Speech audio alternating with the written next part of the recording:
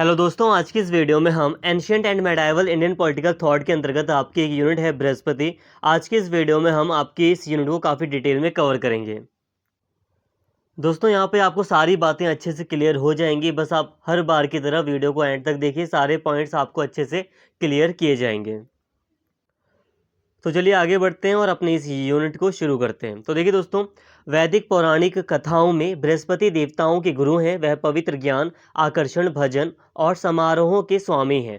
साथ ही साथ असुरों के साथ उनके संघर्ष में इंद्र के बुद्धिमान सलाहकार भी हैं। वह देवों के शिक्षक भी हैं, जबकि उनके विरोधी दानवों के शिक्षक शुक्राचार्य हैं।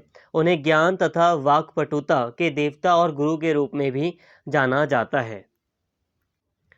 देखिए दोस्तों, अभी यहाँ पे हम कुछ सामान्य बातें कर रहे हैं, और अगर हम यहाँ पे बात करें तो देखिए जो बृहस्पति हैं उन्हें हम देवताओं के गुरु के रूप में जानते हैं, इसलिए इन्हें देव गुरु कहा जाता है। ठीक है, तो बृहस्पति जी को हम जो वैदिक पौराणिक कथाएं हैं उसमें अगर हम देखें तो बृहस्पति जी को देव गुरु माना जाता है, देवताओं का गुरु समझा जाता है। ठीक है, इन्हें पवित्र ज्ञान, आकर्षण, भजन और समारोह का स्वामी माना जाता है। अब इनके जो विरोधी हैं, जैसे कि अगर हम बात करें बृहस्पति जी की, तो इनके जो विरोध में हैं वो हैं शुक्राचार्य। शुक्राचार्य क्यों?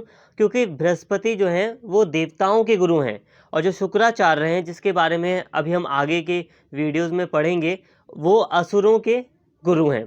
ठीक है, तो जो असुर हैं उनके गुरु कौन है? शुक्राचार्य। इनके बारे में हम आगे की वीडियोस में पढ़ेंगे, लेकिन आज की जो वीडियो है वो बृहस्पति जी को लेकर है। तो ये जो बृहस्पति जी हैं वो असुरों के साथ जो संघर्ष है उसमें इंद्र के बुद्धिमान सलाहकार भी हैं। ठीक है, देवताओं के गुरु भी हैं, शिक्षक भी हैं और सलाहकार भी हैं। ठीक है, इसके साथ ही इन्हें ज्ञान और वाक्पटुता के देवता के रूप में जाना जाता है। वाक्पटुता क्या होता है? तो देखिए दोस्तों, वाक्पटुता का मतलब होता है बोलने की कला। मतलब एक कला होती है जिससे कि हम अच्छे से सामने वाले से बोलते हैं, जिससे कि अगर हमें कोई अपना काम भी करवाना है तो सामने वाले से हम इस तरह से बोलें जिससे कि वो हमारा काम भी कर दे। तो वाक्पटुता वही होता है। तो वाक्पटुता मतलब होता है बोलने की कला। तो बोलने की कला के देवता के रूप में भी इन्हें जाना जाता है। बात करने की कला, तो आई होप यहाँ तक आपको क्लियर होगा। यहाँ पे सारे पॉइंट आपको मैं समझा रहा हूँ काफ़ी आसान भाषा में। हो सकता है आपको थोड़ा सा स्टार्टिंग में टफ लगेगा, लेकिन सारे पॉइंट आपको अच्छे से क्लियर हो रहे होंगे। देखिए दोस्तों, ये टफ इसलिए है क्योंकि हाई लेवल की एजुकेशन है, तो यहाँ पे तो टफ होना लाजमी है। ठीक है, कोई मतलब बड़ी बात नहीं कि टफ लग रहा है आपको, तो टफ तो लगेगा, लेकिन आप कितना अच्छे से समझ पा रहे हैं वो आपकी मतलब वो आपको मतलब यहाँ पे देखना है। अगर आपको अच्छे से सारी चीज़ें समझ में आ रही हैं, कम शब्दों में भी आप थोड़ी थोड़ी चीज़ें मतलब समझ रहे हैं, तो बहुत है उतना। अभी 2 पॉइंट में हमने कुछ ज़्यादा बातें नहीं की, लेकिन कुछ भी जो भी बात नहीं की वो आपको समझ में आई होंगी। ठीक है, तो बृहस्पति जी देवताओं के गुरु के रूप में जाने जाते हैं। इसके साथ ही कुछ और बातें हैं जो बृहस्पति जी से जुड़ी हुई, तो उसको भी अभी यहाँ पर हम पढ़ रहे हैं। तो देखिए, महाभारत के कुछ साक्ष्यों से यह ज्ञात होता है, ये पता चलता है कि ऋषि बृहस्पति अंगिरस के पुत्र थे, तथा कई पुराणों में उनको अग्नि देवता के पुत्र के रूप में वर्णित किया गया है। उन्हें देवताओं के प्रशिक्षक के रूप में भी जाना जाता था। तो देखिए दोस्तों, यहाँ पे कुछ ज़्यादा समझने वाली चीज़ है ही नहीं। यहाँ पे बस आपको यहाँ पे जो चीज़ें लिखी हैं उसे एक बार अच्छे से स्टडी कर लेना है। देखिए, महाभारत के कुछ साक्ष्य हैं जिससे ये पता चलता है हमें कि ये जो ऋषि बृहस्पति हैं ये अंगिरस के पुत्र हैं। अब अंगिरस कौन थे? तो अंगिरस भी एक ऋषि थे। ठीक है, ये भी एक ऋषि थे, इनका भी नाम है इतिहास में। तो ये एक ऋषि थे, तो इनके पुत्र माने जाते हैं। कुछ साक्ष्य हैं जो बताते हैं ऐसा। इसके अलावा कुछ पुराण हैं जो बताते हैं कि इन्हें अग्नि देवता के पुत्र के रूप में जाना जाता है। तो अग्नि देवता का के पुत्र में भी इनका वर्णन किया गया है कुछ पुराणों में, और महाभारत के जो साक्ष्य हैं वो ऋषि बृहस्पति को अग्निरस के पुत्र के रूप में देखते हैं। तो ये सामान्य बातें हैं जो कि बृहस्पति जी से जुड़ी हुई हैं। इसको अभी तक हमने देखा है। यद्यपि परंपरा और वैदिक साहित्य के अनुसार बृहस्पति के नाम पर 2 पुस्तकें हैं। प्रथम पुस्तक बृहस्पति सूत्र है, और दूसरी जो पुस्तक है वो है बृहस्पति स्मृति। तो देखिए दोस्तों, जो कुछ मतलब परंपरा चली आ रही है, कुछ वैदिक जो साहित्य हैं, तो उसके अनुसार बृहस्पति के नाम पर 2 पुस्तकें हैं। एक है बृहस्पति सूत्र और एक है बृहस्पति स्मृति। तो यही पुस्तकें हैं जिसके द्वारा हम कई सारी बातें जानते हैं। अब कई विद्वानों के अनुसार यह माना जाता है कि दूसरी पुस्तक की गणना काफ़ी पुरानी अवधि में हुई है, अर्थात प्रथम से पहले हुई है। संभवतः दूसरी शताब्दी ईसा पूर्व, जबकि पहली पुस्तक की गणना 11वीं या 12वीं शताब्दी की है। निसंदेह बृहस्पति राजनीति के एक प्रसिद्ध प्रशिक्षक थे, क्योंकि व्यास और कौटिल्य सहित भारतीय राजनीति के लगभग सभी प्राचीन लेखकों ने उन्हें राज्य कला यानी कि शासन कला के एक महान विशेषज्ञ के रूप में संदर्भित किया है। सिंपल सी बात है, इन दोनों पॉइंट्स में आपको मैं क्या बता रहा हूँ, तो दोनों पॉइंट्स में बस यही बातें बताई जा रही हैं कि अगर हम बहुत जो पुरानी जो परंपरा चली आ रही है, जो वैदिक साहित्य वगैरह है, जो पुराने स्रोत हैं जिसके बारे में हमें जानकारी, जिससे हमें कई सारी जानकारियाँ मिलती हैं, तो उस हिसाब से अगर हम देखें तो बृहस्पति जी के नाम पर दो पुस्तकें हमें दिखाई देती है। ठीक है, एक है बृहस्पति सूत्र और दूसरी पुस्तक का नाम है बृहस्पति स्मृति। अब ये दो पुस्तकें हैं ना, तो दोनों की अगर हम बात करें तो इतिहासकारों का मानना है कि जो दूसरी वाली पुस्तक है वो ज़्यादा पुरानी है।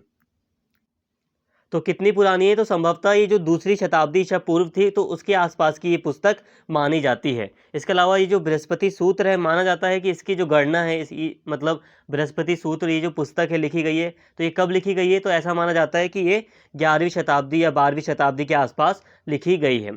तो दो पुस्तकें हैं बृहस्पति के नाम पर, एक है बृहस्पति स्मृति जो कि काफ़ी ज़्यादा पुरानी है या पुरानी मानी जाती है, लगभग दूसरी शताब्दी ईसा पूर्व, और एक दूसरी पुस्तक है बृहस्पति सूत्र। ठीक है, इसे माना जाता है कि 11वीं या 12वीं शताब्दी के आसपास इसे लिखा गया था। ठीक है, यहाँ तक आपको क्लियर होगा। इसके अलावा व्यास, व्यास कौन है, तो महाभारत की जो लेखक हैं वो व्यास हैं। ठीक है, महाभारत के लेखक व्यास हैं, और कौटिल्य जिन्हें हम अर्थशास्त्र की जो लेखक हैं कौटिल्य, तो ये भारतीय राजनीति से संबंधित ये प्रमुख प्राचीन लेखक हैं। कौन है ये प्राचीन लेखक हैं, तो इन्होंने समय समय पर बृहस्पति जी को मतलब इस राज्य कला के विशेषज्ञ के रूप में देखा है। तो इससे हमें ज्ञात होता है कि बृहस्पति जी राज्य कला के एक विशेषज्ञ के रूप में जाने जाते हैं। मतलब ये कि बृहस्पति जी के जो विचार हैं उसमें उन्होंने जो शासन करने से संबंधित जो भी चीज़ें हैं उनका वर्णन किया है। तो दोस्तों यहाँ पर हमने अभी कुछ सामान्य बातें की बृहस्पति जी से जुड़ी हुई, और ये सारी की सारी बातें इंपॉर्टेंट थी। तो आई होप यहाँ तक आपको काफ़ी बातें क्लियर होंगी। अब हम बात करते हैं राजा की उत्पत्ति की। राजा की उत्पत्ति कह लो, मैंने यहाँ पे राजा की उत्पत्ति लिख रखा है, आप चाहें तो यहाँ पे शासन की उत्पत्ति कैसे हुई ये भी आप लिख सकते हैं। तो बृहस्पति जी के अकॉर्डिंग हम बात करने जा रहे हैं कि वो क्या किस तरह से संदर्भ, मतलब यहाँ पे बात कर रहे हैं कि राजा किस तरह से सामने आया, शासन किस तरह से स्थापित हुआ, इसके बारे में किस तरह से बृहस्पति जी बात कर रहे हैं। अब हम इसके बारे में बात कर रहे हैं। तो देखिए दोस्तों, बृहस्पति इस बात से सहमत हैं कि शुरुआत में निष्पक्षता पर केंद्रित एक स्वर्ण युग था, कोई राजा नहीं था और सभी ने वही किया जो कि उचित था। निसंदेह स्वामी और दासों के साथ एक सामाजिक संरचना थी, लेकिन संपूर्ण प्रणाली अपने आप ही स्वतः संचालित होती थी। एक ऐसा समाज जहां सद्भाव एवं सहयोग कायम था, वहां पर सब कुछ अच्छा था। हालांकि इसके अधपतन में दो कारकों ने योगदान दिया, मानव अहंकार और लालसा, यानी कि इच्छा या लालच, तृष्णा।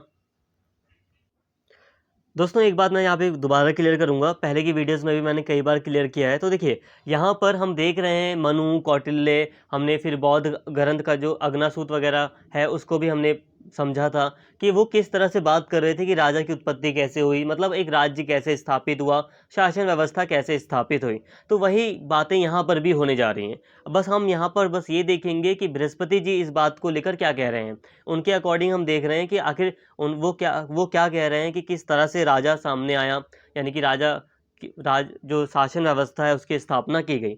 मनु स्मृति में हमने देखा था, कौटिल्य का जो अर्थशास्त्र है उसमें हमने देखा था कि राजा की उत्पत्ति होती है, देवी उत्पत्ति का सिद्धांत था उसमें। जब हमने मनु को पढ़ा था स्पेशली, तो वहाँ पे क्या था, मनु कौटिल्य को जब हमने पढ़ा कि पहले अराजकता की स्थिति फैली हुई थी, अशांति की स्थिति फैली हुई थी, चारों तरफ क्या था, अशांति की स्थिति थी। मतलब जो बड़ी मछली थी, जो ताकतवर इंसान था, वो छोटे कमज़ोर इंसान को सताता था, परेशान करता था, और चारों तरफ अशांति फैली हुई थी। ऐसे में शांति वगैरह या शांति व्यवस्था स्थापित करने के लिए राजा की उत्पत्ति होती है। कैसे होती है, तो वीडियोज़ में मैंने आपको बताया था सारी बातें। तो यहाँ पे भी वही बात हो रही है कि यहाँ पर अब हम बात कर रहे हैं कि राजा की उत्पत्ति कैसे हुई। तो बृहस्पति जी क्या कह रहे हैं इस बात को लेकर, तो यहाँ पे बात को समझिए। अब बृहस्पति जी कह रहे हैं यहाँ पर कि पहले राजा की उत्पत्ति से वो पहले की बात कर रहे हैं कि जब राजा की उत्पत्ति नहीं थी, यानी कि छोटे मोटे मुखिया वगैरह होते होंगे, लेकिन कोई स्पष्ट शासन वगैरह स्थापित नहीं था, कोई स्पष्ट शासन व्यवस्था स्थापित नहीं थी। तो उससे पहले बृहस्पति जी यहाँ पर कह रहे हैं कि उससे पहले एक स्वर्ण युग था, जब एक अपने आप ही सामाजिक संरचना बन चुकी थी और लोग अच्छे से रह रहे थे, कोई दिक्कत नहीं थी। ठीक है, एक निष्पक्षता पर आधारित एक स्वर्ण युग था। निष्पक्षता थी मतलब सच्चाई थी, और राजा नहीं था उस समय, और समाज अपने आप चल रहा था। सामाजिक जो संरचना थी वो अपने आप संचालित हो रही थी। समाज में सद्भाव था, सहयोग कायम था और सब कुछ अच्छा था। लेकिन मानव अहंकार और जो तृष्णा है, जो लालसा है, जो लालचपन है, ठीक है, जो इच्छा है और जो मानव का अहंकार है, इसने क्या किया? इसने समाज का पतन किया। इसने समाज का पतन किया। इससे ज्ञान, नैतिक सीमा और सामाजिक सहयोग बिल्कुल लुप्त हो चुके थे। उन्हें जंगल के कानून के पक्ष में छोड़ दिया गया, जिसने यह सुनिश्चित किया कि शक्तिशाली व्यक्ति कमजोर को पछाड़कर आगे की ओर निकल गए। वह मत्स्य न्याय के पारंपरिक विचार या मछलियों के नियम को भी दोहराते हैं, जिसके अनुसार एक बड़ी मछली छोटी मछलियों को खा जाती है। उस समय कृषि, वाणिज्य और व्यापार अस्तित्वहीन थे। इस समय राजा बनने की आवश्यकता स्पष्ट हो गई थी। बृहस्पति के मत अनुसार लोग एकत्रित होते हैं और एक ऐसे व्यक्ति का चयन करते हैं जिसे कि अत्याचार की ऐसी स्थितियों से बचाव के लिए पहले से स्वर्गीय लक्षणों का उपहार प्रदान किया गया है।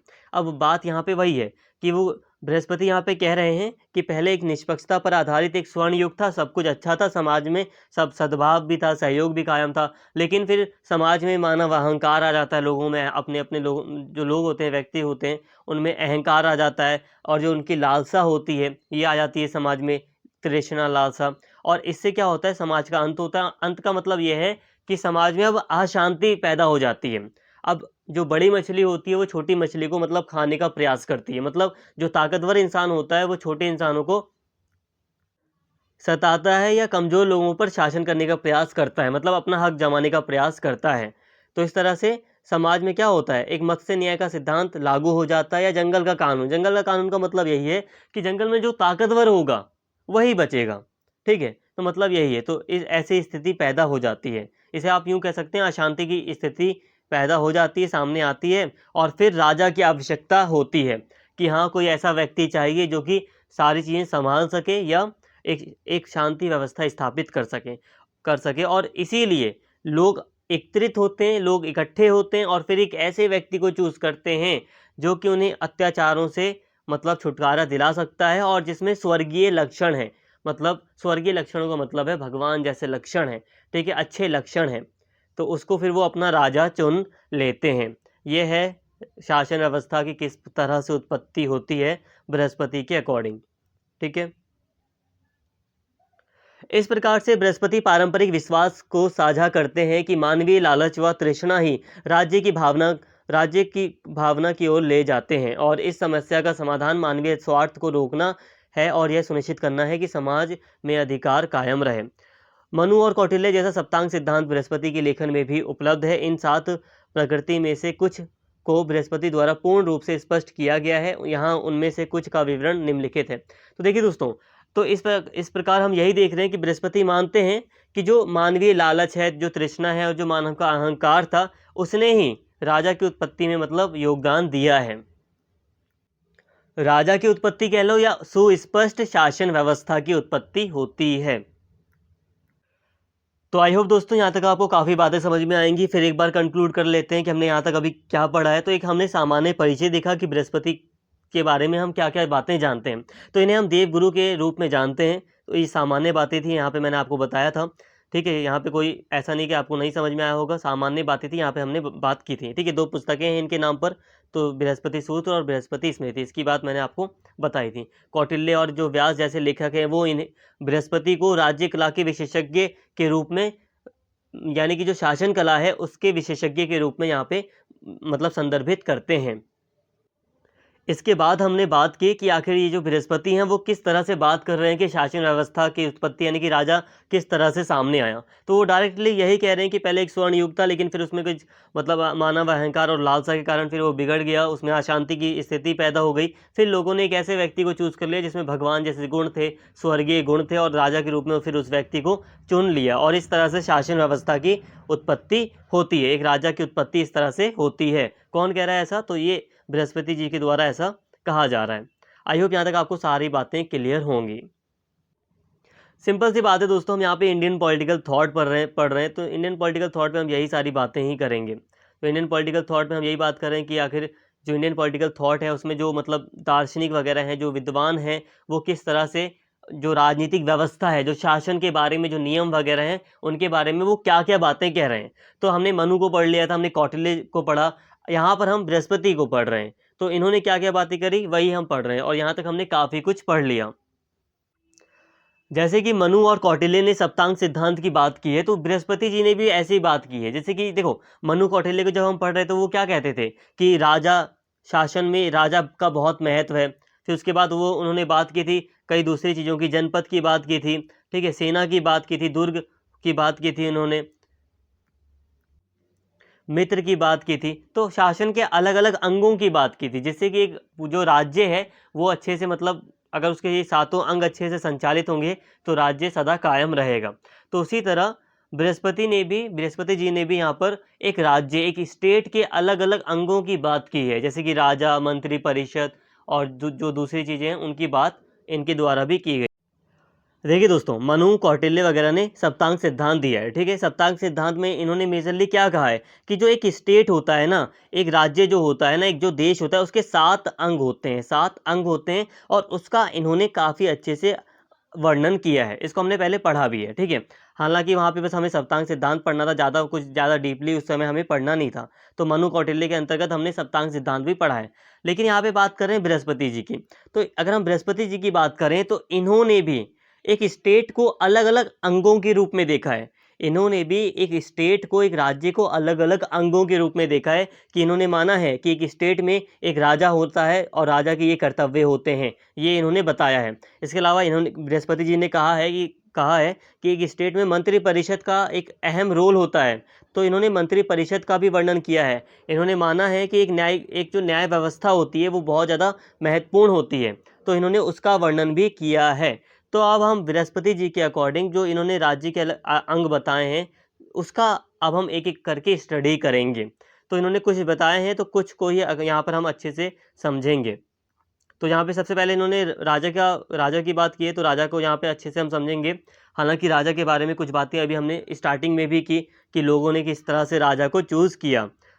अब देखिए, पहले के सिद्धांतकारों की भांति ही बृहस्पति राजा को समाज को नियंत्रित करने और सभी आर्थिक गतिविधियों के प्रोत्साहन के लिए सर्वोच्च प्राधिकरण के रूप में देखते हैं। उन्होंने राजा को सर्वोच्च और सबसे महत्वपूर्ण स्थान दिया है। सिंपल सी बात है कि बृहस्पति जी ने राजा को समाज में सबसे ज़्यादा महत्वपूर्ण यानी कि सर्वोच्च, सबसे ज़्यादा ऊंचा स्थान दिया है और सबसे ज़्यादा इम्पॉर्टेंट प्लेस इनको दिया है, ठीक है। समाज को नियंत्रित करने के रूप में राजा को इन्होंने देखा है।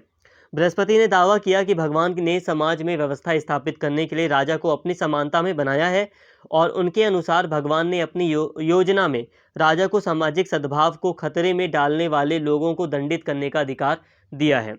बृहस्पति राजा की दैवीय उत्पत्ति पर अधिक बल देते हैं, जो उन्हें शांति पर महाभारत की तुलना में अत्यधिक शक्ति देता है। देखिए दोस्तों, यहाँ पे हम बृहस्पति जी के अकॉर्डिंग बात कर रहे हैं कि इन्होंने मतलब राजा के बारे में क्या क्या बातें कही हैं। तो इन्होंने माना है कि एक शासन व्यवस्था में राजा का एक बहुत बड़ा रोल है।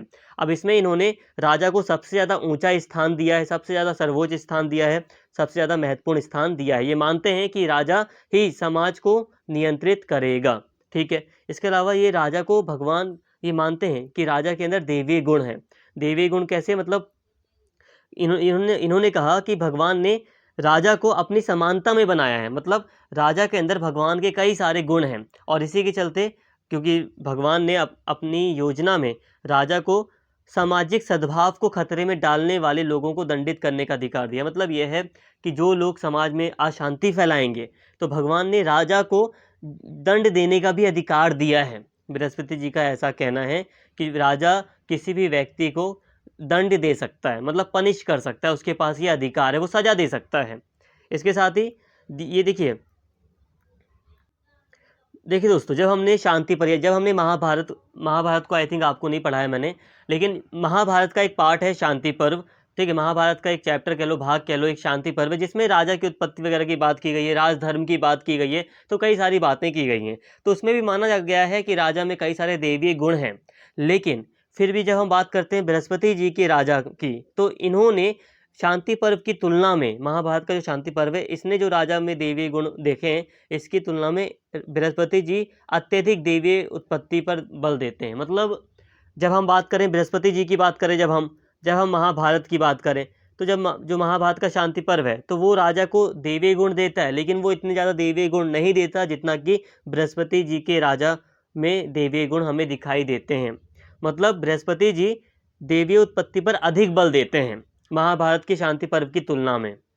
ठीक है, अब यहाँ पे व्यास नाम आ रहा है, तो व्यास समझ जाना, महाभारत के जो लेखक हैं। ठीक है, बृहस्पति व्यास की अवज्ञा और विद्रोह के सिद्धांतों का समर्थन नहीं करते। देखिए दोस्तों, यहाँ पे व्यास लिखा है, यहाँ पे महाभारत भी हम कर सकते हैं, यहाँ पे महाभारत का शांति पर्व भी मैं लिख सकता हूँ, क्योंकि व्यास कौन है, महाभारत के लेखक है। तो देखिए, जब हम बात करते हैं महाभारत की, महाभारत में भी महाभारत का जो भाग है शांति पर्व, उसमें भी राज व्यवस्था से संबंधित कई सारी बातें लिखी हैं कि राजधर्म क्या होगा, राजा क्या कर सकता है, क्या नहीं कर सकता, राजा का क्या कर्तव्य होगा। तो उसमें हम देखते हैं कि व्यास ने, यानी कि महाभारत में हमें दिखाई देता है कि अगर जो राजा है वो खराब है, राजा टैक्स लेकर भी लोगों की रक्षा नहीं कर पा रहा, तो उसमें हमें दिखाई देता है कि विद्रोह का अधिकार है, लोग जो जनता होगी वो विद्रोह कर सकती है।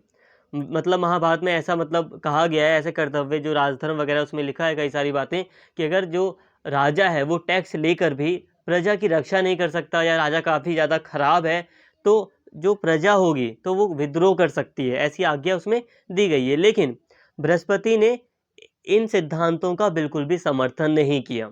ठीक है, ऐसा कोई भी कार्य जो राजा की अवज्ञा के विरुद्ध किया गया हो, वह कार्य ईश्वर के विरुद्ध हो सकता है, क्योंकि राजा अंतर्ब्रह्मांडीय देवताओं की सभी शक्तियों को स्वयं में समाहित कर देता है, जो उसे अलौकिक चरित्र का आश्वासन देता है। तो देखिए दोस्तों, सिंपल सी बात है कि जो बृहस्पति हैं वो राजा के प्रति किसी भी विद्रोह वगैरह की आज्ञा नहीं देते हैं जनता को। ठीक है, ये मानते हैं कि जो राजा है उसमें, क्योंकि ईश्वर के ही गुण होते हैं, ठीक है, उसका जो चरित्र होता है वो अलौकिक चरित्र होता है, ईश्वर के जैसा उसका चरित्र होता है।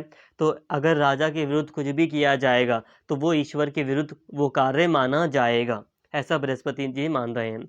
अब यहाँ पे देखिए, अगर आप लोग इस पूरे पॉइंट को देखेंगे तो आपको हो सकता है थोड़ा सा हार्ड लगे, लेकिन आप हार्ड मत बनाओ। जब मैं आपको समझा देता हूँ तो वो चीज़ आपके लिए आसान हो जाती है, और आप आसान भाषा में भी अगर आप समझेंगे चीज़ों को तो कोई दिक्कत नहीं है। ठीक है, इसके साथ ही राजा को राजस्व के भुगतान के बदले में लोगों की सेवा करनी चाहिए। राजा तभी फलता फूलता है जब वह लोगों के लिए काम कर रहा हो। एक सदाचारी राजा को धर्मार्थ कार्य करना चाहिए, लोगों के धन की रक्षा करनी चाहिए और उनके धन की वृद्धि में सहायता करनी चाहिए। न्याय, प्रेम व दान का शासन स्थापित करना चाहिए। मतलब यह है कि राजा के कई सारे कर्तव्य भी बताए हैं बृहस्पति जी ने। तो उन्होंने कहा है कि लोगों से कुछ जो टैक्स है वो लेना चाहिए, लेकर उनकी सेवा करनी चाहिए राजा को। ठीक है, और राजा तभी फलता फूलता जब वो लोगों के लिए काम कर रहा होता है। ठीक है, और इन्होंने ये भी माना है कि राजा को, अच्छे राजा को धर्मार्थ कार्य करना चाहिए। धर्मार्थ कार्य मतलब होता है धर्म के अनुसार कार्य। बट यहाँ पर धर्म का मतलब क्या है दोस्तों, ध्यान रखना, धर्म का मतलब है कर्तव्य। जैसे कि एक राजा का कर्तव्य है कि वो प्रजा की रक्षा करे, प्रजा की सेवा करे, तो अपने कर्तव्य को फॉलो करे।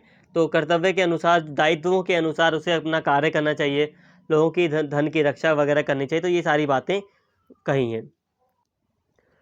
बृहस्पति का यह भी मानना है कि राजा की भूमिका केवल बल का उपयोग करके शासन करने की बजाय जनता की आवश्यकताओं को पूरा करने के लिए होनी चाहिए। उन्होंने यह तर्क दिया कि राजा की 3 जिम्मेदारियां हैं। पहली है भारी खतरों के विरुद्ध रक्षा करना।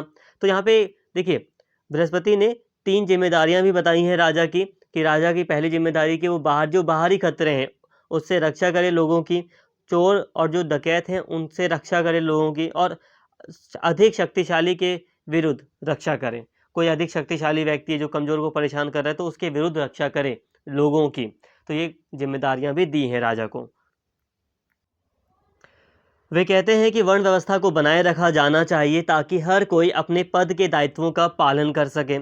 राजा हर कारण से फसल का छठा हिस्सा, मतलब जो भी फसल होती है, जो भी एक तरह से इनकम समझ लो, उस समय तो फसल ही इनकम थी मेनली, तो जो भी इनकम होती है, फसल होती है, उसका जो छठा हिस्सा होगा वो राजा को दिया जाएगा वो। ठीक है, एक टैक्स के रूप में।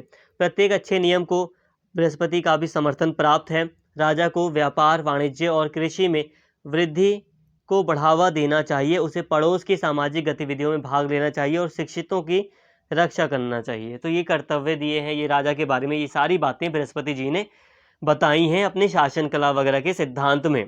ठीक है, तो यहाँ पे ज़्यादा समझाने की चीज़ें हैं नहीं, जैसे कि यहाँ पे साफ साफ लिखा है कि राजा को व्यापार, वाणिज्य और कृषि में वृद्धि को बढ़ावा देना चाहिए। तो इसमें समझाने के लिए कुछ नहीं है इस चीज़ में, इस पॉइंट में। ठीक है, शिक्षितों की रक्षा करनी चाहिए। तो ये कर्तव्य वगैरह, दायित्व वगैरह बताए हैं राजा के। अभी हमने बात की राजा की, अब हम बात करते हैं मंत्री परिषद की।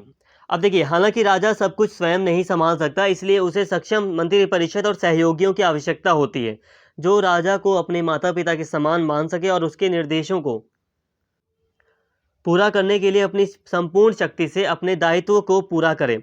बृहस्पति उनकी उत्कृष्टता और गुण पर विचार करते हुए योग्यता के आधार पर सर्वश्रेष्ठ मंत्री परिषद और अधिकारियों के चयन की लिए परीक्षा देने की अवधारणा प्रस्तुत करते हैं।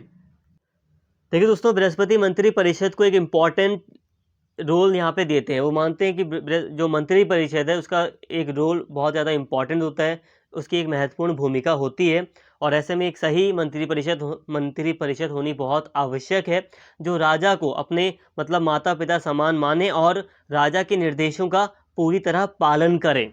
और वो यहाँ तक बात करते हैं कि एक परीक्षा होनी चाहिए जिसके द्वारा मंत्री परिषद के अधिकारियों का या जो मंत्री परिषद में जो लोग हैं उनका चयन हो। एक परीक्षा के द्वारा उनकी योग्यता वगैरह के आधार पर एक परीक्षा हो और उसके द्वारा मंत्री परिषद में जो सदस्य हैं उनका चयन किया जाए।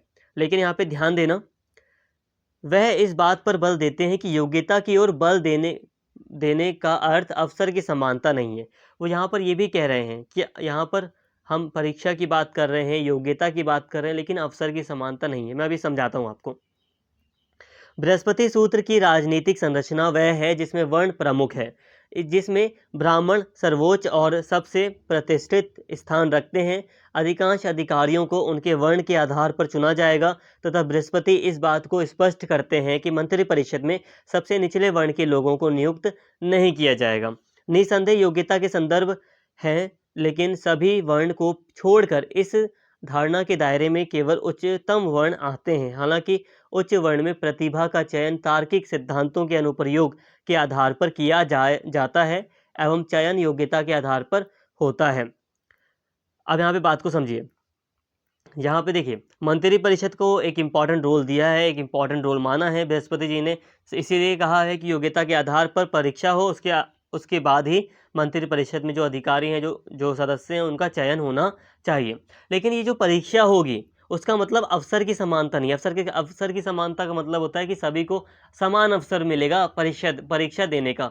लेकिन यहाँ पे परीक्षा देने का मतलब, परीक्षा या योग्यता का मतलब समानता नहीं है। कहने का मतलब है कि निचले वर्णों को इससे दूर रखा गया, जो निम्न वर्ण होंगे, नीचे के जो वर्ण थे उसको इनसे दूर रखा गया था। जो ऊंचे जो वर्ण थे, जो सबसे ऊंचे वर्ण थे,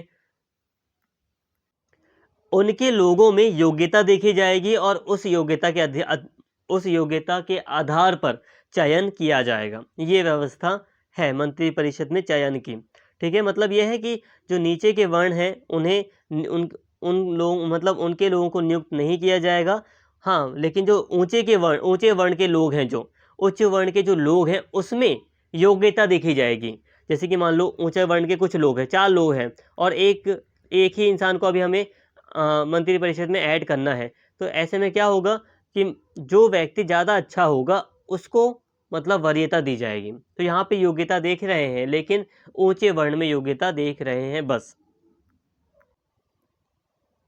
राजनीति जो पूरी तरह से परिवार के सदस्यों और करीबी साथियों का पक्ष लेती है, बृहस्पति उससे घृणा करते हैं। मतलब यही है कि यहाँ पे निष्पक्षता की बात कर रहे हैं। जो बृहस्पति हैं वो यहाँ पे निष्पक्षता की बात कर रहे हैं कि जो परिवार से संबंधित कोई राजनीति ना हो, कि कोई मतलब डिसीजन लिया जा रहा है तो एक परिवार ही हावी रहे, तो ऐसा इसका पक्ष नहीं ले रहे, इससे घृणा करते हैं बृहस्पति।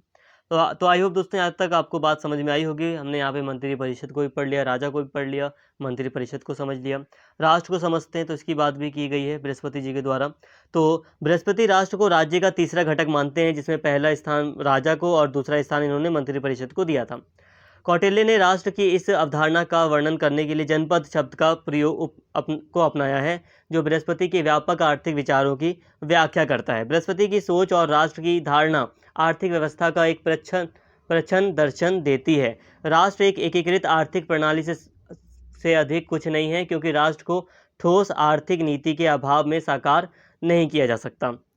बृहस्पति राज्य की पूर्णता में विश्वास करते हैं और वह उस भूमि की अखंडता पर बल देते हैं जिससे राष्ट्र का निर्माण होता है। इसे राज्य शक्ति और संप्रभुता वाले समकालीन राज्यों द्वारा एक प्रमुख घटक के रूप में मान्यता दी गई है। दोस्तों यहाँ पे हम राष्ट्र का मतलब यहाँ पे जनपद के रूप में अच्छे से समझ सकते हैं। देखिए दोस्तों, जनपद का यहाँ पे मतलब ये है वो भूमि, वो ज़मीन जहाँ पर राजा का शासन है। हालांकि जनपद का अगर हम अलग से अर्थ देखें तो जनपद का मतलब होता है एक बड़ा एरिया जहाँ पर मतलब एक बड़ी जनता मतलब निवास करती है। तो यहाँ पे राष्ट्र का मतलब यही है कि एक बड़ा एरिया, एक बड़ी भूमि जिस पर मतलब एक सुव्यवस्थित आर्थिक प्रणाली वगैरह स्थापित है, मतलब आर्थिक जो गतिविधियाँ हैं वो भी सही से स्थापित हैं, एक बड़ा क्षेत्र है, एक भूमि है, तो उसे राष्ट्र का मतलब यहाँ पे राष्ट्र के रूप में उसे यहाँ पर रखा गया है। तो बृहस्पति ने राज्य के जो अलग अलग अंगों की बात की है उसमें राष्ट्र एक तीसरा अंग है। ठीक है, एक जनपद के रूप में हम इसे समझ सकते हैं। जनपद एक बड़ी विशाल जमीन जहाँ पे एक मतलब जनता, एक जनसंख्या रह रही है और आर्थिक प्रणाली वगैरह स्थापित है। ठीक है,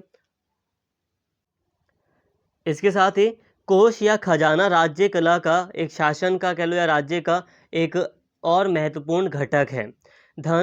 यहाँ पे धन होगा। धन के बिना राज्य के रूप में कुछ भी मौजूद नहीं हो सकता। धन राज्य के स्थिरीकरण, बांधों के निर्माण, व्यापार को बढ़ावा देने और राज्य के प्रति वफादारी के गठन में सहायता करता है। महाभारत की भांति राजा बनने के सिद्धांतों में से एक धन की रक्षा करना और उन्हें बढ़ाना और उचित उद्देश्यों के लिए उनका उपयोग करना है। बेशक बहुत कुछ राजकोष के प्रभारी लोगों के व्यक्तित्व पर निर्भर करेगा। तो देखिए दोस्तों, कोष अथवा धन, खजाने पर भी यहाँ पर जोर दिया गया है। तो राज्य का ये भी एक महत्वपूर्ण अंग है। तो जो खजाना है, जो धन है, उसकी रक्षा हो। ठीक है, क्योंकि धन के बिना कुछ नहीं हो सकता। धन के बिना हम जाहिर तौर पर हम समझ सकते हैं, जिस देश में धन नहीं है तो उस देश की हालत आप समझ सकते हो। तो धन के बिना कुछ नहीं हो सकता। धन रहेगा तो व्यवस्थाएं रहेगी। अगर धन होगा किसी राज्य में, किसी स्टेट में, तो तभी वो अपना जो इंफ्रास्ट्रक्चर है वो खड़ा कर पाएगा।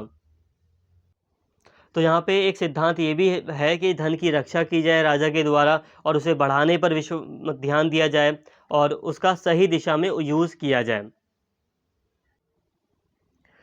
यदि धन सुरक्षित नहीं है तो राज्य में शत्रुओं का शासन हो सकता है। बृहस्पति ने वित्त विभाग की स्थापना के बारे में पूर्ण रूप से जानकारी दी।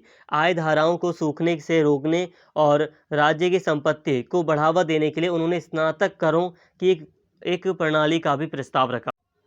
दोस्तों यहाँ पर जो स्नातक कर लिखा है, ग्रेजुएटेड टैक्स है, इसका मतलब है कि जो व्यक्ति जितना कमाता है उससे उतना ज़्यादा % ऑफ टैक्स लिया जाए। तो इस व्यवस्था का भी प्रस्ताव बृहस्पति के द्वारा रखा गया। अन्य विचारकों की भांति बृहस्पति स्वीकार करते हैं कि धन सभी गतिविधियों का मूल है। वह दावा करते हैं कि धन सभी व्यवहारिक कृत्यों को नियंत्रित करता है और इस प्रकार वह लोगों को बहुत प्रयास करने और लगातार बढ़ती संपत्ति इकट्ठा करने की सलाह देते हैं। सार्वजनिक खजाने को मजबूत करने के लिए बृहस्पति कर संग्रह और धन संचय के लिए एक उचित ढांचे के महत्व को रेखांकित करते हैं। बृहस्पति के अनुसार एक व्यक्ति द्वारा प्राप्त लाभ को उसके परिवार और करीबी दोस्तों के मध्य विभाजित किया जाना चाहिए। तो देखिए दोस्तों, इस तरह कुल मिलाकर अगर हम कहें तो कोष और खजाना, एक कोष या खजाना कह लो, एक महत्वपूर्ण चीज़ है राज्य के लिए। राज्य के लिए कोष बहुत ज़्यादा इम्पोर्टेंस रखता है, तो इस पर महत्व दिया है बृहस्पति ने। इसके साथ ही वो मानते हैं, बृहस्पति जी इस बात को मानते हैं कि जो धन है वो सभी गतिविधियों का एक मूल है। मतलब धन को इन्होंने काफ़ी ज़्यादा इम्पोर्टेंस दी है और लोगों को सलाह दी है कि वो लगातार प्रयास करते रहें और जो बढ़ती संपत्ति है उसको इकट्ठा करें। कर संचय किस तरह से, मतलब टैक्स संग्रह किया जाए, धन संचय इकट्ठा किस तरह से किया जाए, तो इस पर भी राज्य को राज्य को ध्यान देने के लिए कहा गया है, क्योंकि इसके महत्व को रेखांकित किया है बृहस्पति जी ने। बृहस्पति जी के अनुसार ये मतलब इनका यह है कि एक व्यक्ति द्वारा जो लाभ प्राप्त किया जाता है तो उसका परिवार में उसका विभाजन हो, ऐसा भी इनका मानना है। ये सारी चीज़ें दर्शाती हैं कि समाज में कि वह समाज के भीतर धन को अधिक निष्पक्ष रूप से वितरित करने के पक्ष में थे, ताकि प्रत्येक व्यक्ति जीवित रहने के लिए आवश्यक चीज़ों को खरीद सके। तो आई होप दोस्तों यहाँ तक आपको सारी बातें समझ में आई होंगी, सामान्य बातें थी यहाँ तक। अब हम बात करते हैं यहाँ पर वार्ता की। अब वार्ता क्या है तो इसको देख लेते हैं एक बार। अनविक्षिकी, वेत्री, वर्त और दंड नीति 4 अद्वितीय विचारधाराएं हैं जिनका बृहस्पति समर्थन करते हैं। बृहस्पति स्मृति ने उचित समय अवधि पर विचार करने और नक्षत्र, दिन व तिथि के महत्वपूर्ण विश्लेषण को पूरा करने के लिए एक विषय पर शोध करने के महत्व को रेखांकित किया है। शिक्षा के अन्य रूपों की तुलना में ज्योतिष, गणित, सामुद्रिक और नक्षत्र विद्या को बहुत प्रमुखता मिली है। तो वार्ता का यहाँ पर मतलब दोस्तों है कि विचारधाराओं, जो विचारधाराएं हैं, विचारधाराओं को भी इन्होंने काफ़ी ज़्यादा इंपॉर्टेंस दिया है। किसने? बृहस्पति जी ने। तो बृहस्पति ने आन्वीक्षिकी, वेत्री, वर्त, दंड नीति की कुछ विचारधाराएं हैं, इसको काफ़ी ज़्यादा इंपॉर्टेंस दिया है वार्ता के अंतर्गत। और इन्होंने ज्योतिष, गणित, सामुद्रिक और नक्षत्र विद्या को काफ़ी ज़्यादा प्रमुखता दी है। तो ये वार्ता के अंतर्गत ये बातें की गई हैं इनके द्वारा। आई होप यहाँ तक आपको क्लियर होगा। इसके साथ ही दोस्तों न्याय और न्यायिक प्रणाली काफ़ी ज़्यादा इंपॉर्टेंट है। ये न्याय और न्यायिक प्रणाली, तो एक राज्य एक शासन के अंतर्गत न्याय और न्याय प्रणाली भी काफ़ी ज़्यादा इंपॉर्टेंस रखती है। इसका भी उल्लेख बृहस्पति जी के द्वारा काफ़ी डिटेल में किया गया है और इसको अभी हम डिटेल में अच्छे से समझेंगे।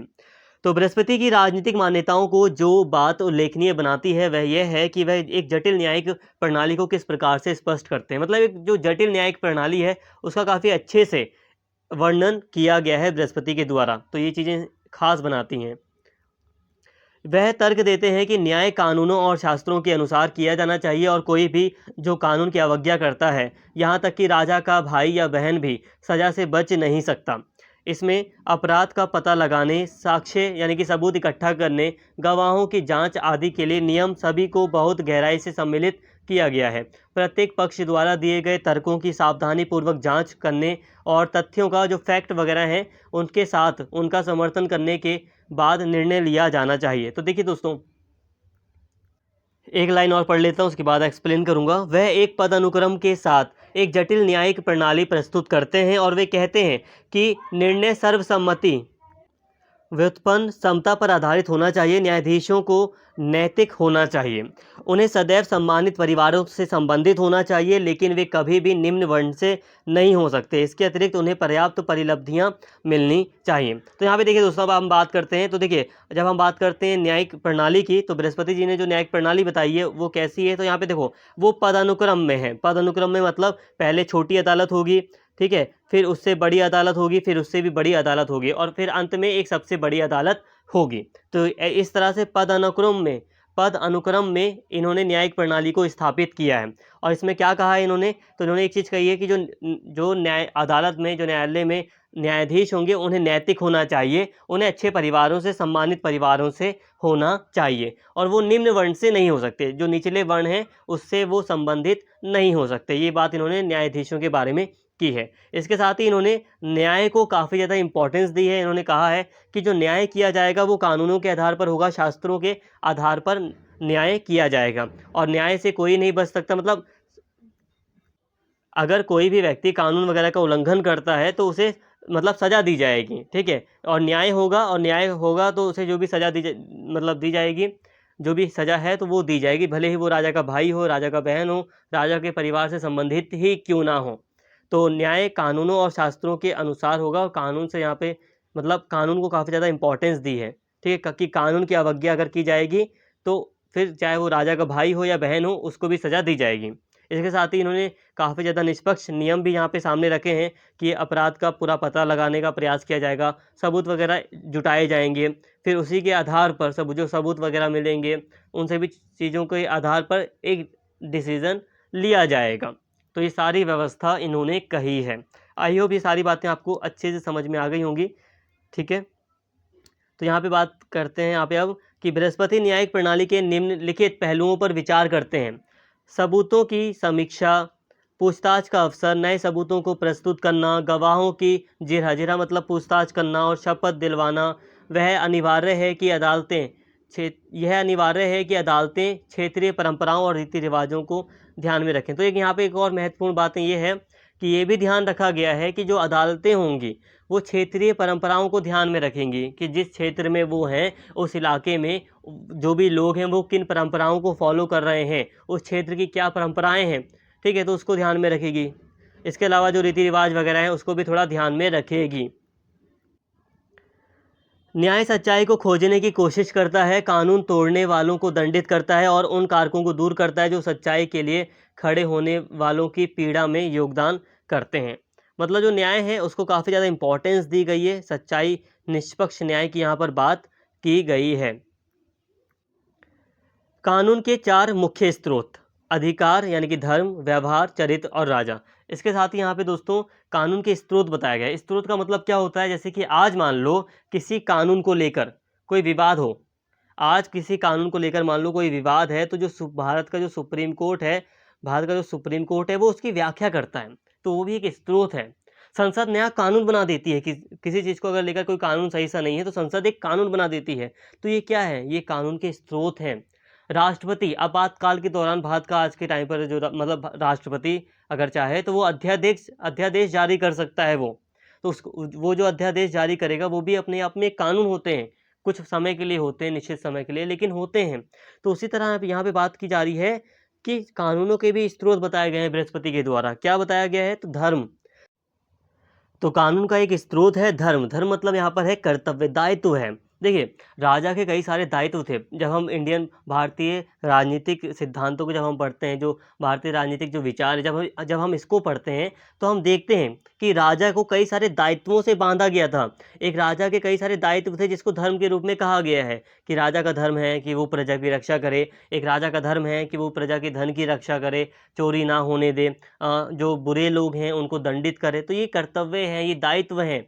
तो ये जो दायित्व है अपने आप में, ये भी एक कानून है कि अगर कोई भी व्यक्ति अपने दायित्वों से अलग मतलब काम कर रहा है तो वो कानून का उल्लंघन कर रहा है। इसके साथ ही व्यवहार। व्यवहार मतलब जो चीज़ें व्यवहार में हो रही हैं, जो परंपरा चली आ रही है बरसों से, तो वो भी अपने आप में एक कानून है। तो व्यवहार भी कानून का एक मुख्य स्रोत है। चरित्र मतलब जो कैरेक्टर वगैरह है, ठीक है, जो मतलब चरित्र हैं, किस तरीके से लोगों को मतलब चरित्र होना चाहिए। और राजा जो है, राजा का जो आदेश होगा वो भी अपने आप में एक कानून का स्रोत होगा। तो ये कानून के स्रोत बताए गए हैं। इसके अलावा बृहस्पति आनुपातिक दंड की एक विधि का सुझाव देते हैं। इस अवधारणा में कहा गया है कि लोगों को अपनी वर्ण स्थिति द्वारा निर्धारित दायित्वों से भटकना नहीं चाहिए। इसका तथ्य यह है कि कोई भी कानून से ऊपर नहीं है, भले ही वे कितने ही शक्तिशाली हो। तो यहाँ पे देखो एक आनुपातिक दंड की बात भी यहाँ पर की गई है। इसका मतलब यह है कि जो अलग अलग वर्ण हैं, स्पेशली 4 वर्णों की बात की गई थी प्राचीन समय में, तो जो अलग अलग जो वर्ण हैं, तो उनके अलग अलग सभी वर्णों में सभी के दायित्व भी निर्धारित किए गए थे कि जो ब्राह्मण वर्ण है उसका ये काम होगा, वो ये काम कर सकता है, ये काम नहीं कर सकता। जो निचले वर्ण हैं वो ये काम कर सकते हैं, नहीं कर सकते। तो ये जो दायित्व दिए गए थे सभी वर्णों को, तो उनके दायित्वों के अनुसार भी मतलब उन्हें अपने कार्य करने थे। अगर कोई अपने कार्य से भटकता है तो उसे भी कानून के दायरे में रहकर फिर जो पनिशमेंट है वो दी जा सकती थी। तो मतलब ये है कि कानून से ऊपर कोई नहीं है, भले ही कोई कितना ही शक्तिशाली क्यों ना हो। तो सभी को अपने दायित्वों को निभाना है। ये न्याय प्रणाली का एक हिस्सा है बृहस्पति की। इसके अलावा बृहस्पति प्रतिशोध के 4 अलग अलग रूप मानते हैं। प्रतिशोध मतलब यहाँ पर आप कह सकते हैं कि सजा देने के 4 अलग अलग रूप मानते हैं, जैसे कि व्यक्तियों को उनके दायित्वों की याद दिलाने के लिए चेतावनी, फिर अपमान या दंड या मृत्युदंड देना। जैसे कि पहले चेतावनी दे दी जाए या अपमान किया जाए, उनका दंड दिया जाए कोई, या मृत्युदंड दिया जाए। तो इस तरह से प्रतिशोध दिया जा सकता है, या जो भी है प्रतिशोध किया जा सकता है। राजा के दरबार को अंतिम 2 का अधिकार प्राप्त हो, मतलब जो दंड है, जो मृत्युदंड है, इसका अधिकार किसको था, सिर्फ राजा के दरबार को। मतलब राजा ऐसा दंड दे सकता था। जबकि जो दूसरा है यानी कि चेतावनी और अपमान, ये अन्य न्यायालयों को पहले के 2 पर अधिकार प्राप्त था। मतलब अपमान और जो ये चेतावनी है, इसको जो दूसरे न्यायालय हैं राजा के अलावा, राजा को छोड़ दें अगर हम, तो जो छोटी अदालतें हैं वो अपमान या चेतावनी जैसी चीज़ें कर सकती थी प्रतिशोध के रूप में। मान लो कोई व्यक्ति है तो उसे चेतावनी दे सकती थी कोई, मतलब कोई व्यक्ति है जिसको मतलब सज़ा देनी है तो सज़ा के रूप में चेतावनी दी जा सकती है या अपमान उसका किया जा सकता था। इसके अलावा यह ध्यान देने योग्य है कि चौथी श्रेणी में मृत्युदंड के अतिरिक्त शारीरिक कष्ट और यातना भी शामिल है। मतलब मृत्युदंड के साथ ही यातना भी दी जा सकती थी, किसी तरह की शारीरिक यातना दी जा सकती थी। तो ये अलग अलग प्रतिशोध के रूप का वर्णन बृहस्पति के द्वारा किया गया है। अब देखिए, यहाँ तक हमने बात की न्यायिक प्रणाली की, इसी में हम बात कर रहे हैं, न्यायिक प्रणाली में ही हम बात कर रहे हैं कि जो न्यायालय का पदानुक्रम था उसकी बात अभी हम कर रहे हैं। न्यायालयों का पदानुक्रम ये क्या है, तो इसको एक बार देख लो आप। बृहस्पति स्मृति में कहा गया है कि प्राचीन भारत में न्यायालयों का एक पदानुक्रम मौजूद था, जिसमें पारिवारिक न्यायालय सबसे नीचे की श्रेणी में और राजा सबसे ऊपर थे। पारिवारिक मध्यस्थता सबसे कम प्रभावी थी। न्यायाधीश का न्यायालय अगली उच्च अदालत थी। इसके बाद मुख्य न्यायाधीश, जिसे प्रादिविवाका और अध्यक्षा के नाम से भी जाना जाता है, और अंत में राजा का न्यायालय। तो देखिए दोस्तों, न्यायालयों का एक पदानुक्रम था। कैसे थे अदालत, तो पहले एक सबसे छोटी अदालत होती थी जिसे हम पारिवारिक न्यायालय कहते थे, ठीक है, या कह सकते हैं। बृहस्पति जी के अकॉर्डिंग हम बात कर रहे हैं यहाँ पे। जो बृहस्पति स्मृति है इसमें लिखा है कि न्यायालयों का अलग अलग पदानुक्रम था और सबसे निचले लेवल पर एक पारिवारिक न्यायालय था या न्यायालय होता है। इसके बाद न्यायाधीश का न्यायालय आता था और इसके बाद न्यायाधीश के न्यायालय के बाद जो है वो है मुख्य न्यायाधीश का न्यायालय, और चौथा पे जो लास्ट में जो अदालत होगी वो होगी राजा का न्यायालय। तो राजा का जो न्यायालय था, जो दरबार था, वो अंतिम अदालत थी। जैसे आज का सुप्रीम कोर्ट है, तो बृहस्पति जी की स्मृति में जो न्यायिक व्यवस्था रखी गई है उसमें राजा के न्यायालय को वही दर्जा दिया गया था जो आज का भारत का सुप्रीम कोर्ट है, वो दर्जा। और आज हम देखते हैं कि पहले भारत में डिस्ट्रिक्ट कोर्ट से निचली अदालतें होती हैं, बहुत नीचे की अदालत होती हैं, फिर डिस्ट्रिक्ट कोर्ट आते हैं, फिर हाई कोर्ट आते हैं, फिर हम देखते हैं सुप्रीम कोर्ट आते हैं। तो कुछ ऐसी व्यवस्था हमें देखने को मिलती है, ठीक है। राजा के पास सबसे महत्वपूर्ण जो संघर्ष पर अधिकार था, जबकि सबसे निचले अदालत को छोटे विवादों पर नियंत्रण प्राप्त था। तो ये जो निचली अदालतें थी वो छोटे मोटे जो विवाद थे उनका निपटारा करती थी। अब ये जो पारिवारिक न्यायालय हो गया, ये बहुत छोटे मोटे जो झगड़े होते थे परिवार से संबंधित वगैरह, उनका निपटारा कर देते थे। अब इससे थोड़ा बड़ा मतलब मुकदमा हुआ या कोई संघर्ष है तो फिर न्यायाधीश के न्यायालय वगैरह में चले गए, मुख्य न्यायाधीश के न्यायालय में चले गए। कोई बहुत ज़्यादा बड़ा इशू है, कोई संघर्ष है, तो फिर राजा की अदालत में जाया जाता था। तो ये सारी चीज़ें न्यायिक व्यवस्था में, न्यायिक प्रणाली में बृहस्पति ने सत्यनिष्ठा, न्यायपालिका का गुण इसमें शामिल किया है। सत्यनिष्ठा को रखा है। इसका मतलब ये है कि जो भी चीज़ें होंगी वो सत्य पर आधारित होंगी न्यायालय में, और निष्पक्षता रखी जाएगी। निष्पक्षता का मतलब है कि किसी के साथ भेदभाव नहीं होगा। कहने का मतलब दोस्तों ये है, जैसे कि अलग अलग वर्णों की व्यवस्था समाज में रही है, प्राचीन हम भारत में समाज में देखते हैं यही व्यवस्था रही है। इसको बृहस्पति जी ने भी सपोर्ट किया है। और वो क्या कह रहे हैं यहाँ पर कि जो अलग अलग वर्ण हैं तो उनका दायित्व निर्धारित है, और अगर वो अपने अपने दायित्वों का उल्लंघन करते हैं, कानूनों का उल्लंघन करते हैं, तो उन्हें फिर सज़ा दी जाएगी। मतलब यहाँ पर यह है कि निष्पक्षता यहाँ पर हमें कुछ इस तरह की दिखाई देती है कि अगर मान लो कोई ब्राह्मण वर्ग का कोई व्यक्ति है, सब ऊंचे वर्ण का कोई व्यक्ति है, तो अगर वो किसी अपने दायित्व से अपने दायित्वों का उल्लंघन करता है, वो अपने दायित्व से भटक जाता है, या कोई दूसरे कुछ कानून का उल्लंघन कर रहा है वो, तो फिर उसको सज़ा दी जाएगी। यहाँ पे ये चीज़ है कि उसको सज़ा दी जाएगी, उसको छोड़ा नहीं जाएगा। और इसी तरह जो निचले वर्ण के जो लोग होंगे, तो अगर वो भी अपने दायित्व से भटकते हैं या कानून का उल्लंघन करते हैं तो उन्हें सज़ा दी जाएगी। निष्पक्षता यहाँ पर इस तरह की रखी जाएगी। तो इस चीज़ का यहाँ पर इस चीज़ को शामिल किया गया है। इसके साथ ही यहाँ पे भ्रष्टाचार का प्रतिकार की बात की गई है। मतलब किसी भी तरह का भ्रष्टाचार ना हो, ऐसी व्यवस्था यहाँ पे रखने का प्रयास किया गया है कि जो अगर न्यायिक प्रणाली जो न्यायिक प्रणाली है, जो न्याय व्यवस्था है, अगर उसमें जो न्यायाधीश हैं अगर वो रिश्वत लेते हैं तो उनकी जांच हो, ऐसी बातें की गई हैं बृहस्पति जी के द्वारा। अगर वो निष्पक्ष नहीं रहते हैं तो ये एक भ्रष्टाचार का प्रतीक माना जाएगा, और उन्हें भी फिर सज़ा देने का प्रावधान किया गया है कि उन्हें भी सज़ा मिलनी चाहिए, उनकी भी जांच होनी चाहिए। तो इस तरह भ्रष्टाचार का प्रतिकार किया गया है। न्यायिक प्रणाली में, बृहस्पति जी की न्यायिक प्रणाली में भ्रष्टाचार का प्रतिकार किया गया है। जैसे कि जो न्यायाधीश है वो निर्णय देने से पहले ऐसा ना हो कि वो किसी एक पक्ष के समर्थन में चले जाएं, दूसरे पक्ष की बात ही ना सुने, तो ये सारी चीज़ें अगर हों तो वो भ्रष्टाचार होंगी और भ्रष्टाचार का प्रतिकार किया गया है।